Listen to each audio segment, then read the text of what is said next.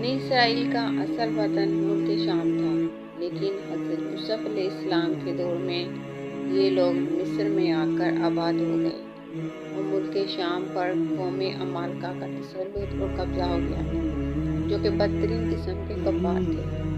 جب فرعون دریا نیل میں غرق ہو گیا اور حضرت موسیٰ علیہ السلام کو فرعون کے خطرات سے اطمینان ہو گیا، تو اللہ تعالیٰ نے حکم دیا کہ قوم عمالقہ سے جہاد کر کے ملک شام کو ان کی قبضے اور تسلط سے آزاد کرائیں۔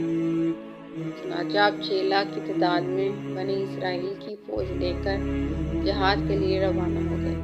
ملک شام کی حدود میں پہنچ کر بنی اسرائیل پر قوم عمالقہ کا ایسا خوف سوار ہو گیا کہ بنی اسرائیل ہمت ہار گئے اور جہاد سے منہ پھیر لیا۔ اس نافرمانی پر اللہ تعالیٰ نے بنی اسرائیل کو یہ سزا دی کہ یہ لوگ 40 برس تک میدان طیہ میں بھٹکتے اور گھومتے پھرے اور اس میدان سے باہر نہ نکل سکے۔ حضرت موسیٰ علیہ السلام بھی ان لوگوں کے ساتھ میدان طیہ میں تشریف فرما تھے۔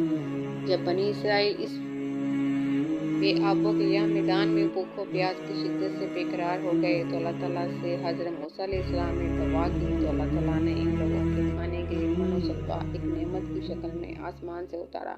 من شہد کی طرح ایک قسم کا حلوہ تھا اور سلوہ بھنی ہوئی بٹیریں تھیں۔ اللہ تعالیٰ نے بنی اسرائیل کے لیے میٹھے اور نمکین سے لذت کام و دہن کا قدرتی انتظام فرما دیا تاکہ وہ کسی طرح راہ راست پر آ جائیں۔ کھانے کے بعد جب یہ لوگ پیاس سے بے تاب ہو کر پانی مانگنے لگے، جب موسیٰ علیہ السلام نے اللہ تعالیٰ کی خدمت میں عرض کیا، اللہ تعالیٰ نے فرمایا، اے موسیٰ علیہ السلام، اپنا عصا پتھر پر مارو۔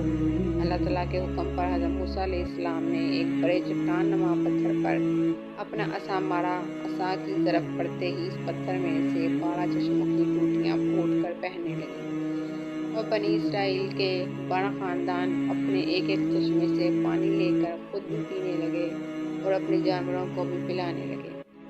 پورے 40 برس تک یہ سلسلہ جاری رہا۔ بنی اسرائیل اسی میدان میں بھٹکتے رہے اور اللہ کے عذاب کا شکار رہے۔ تاہم یہ حضرت موسیٰ علیہ السلام کا معجزہ تھا جو عصا اور پتھر کے ذریعے ظہور میں آیا، جس کا ذکر قرآن کریم میں بڑی وضاحت کے ساتھ موجود ہے۔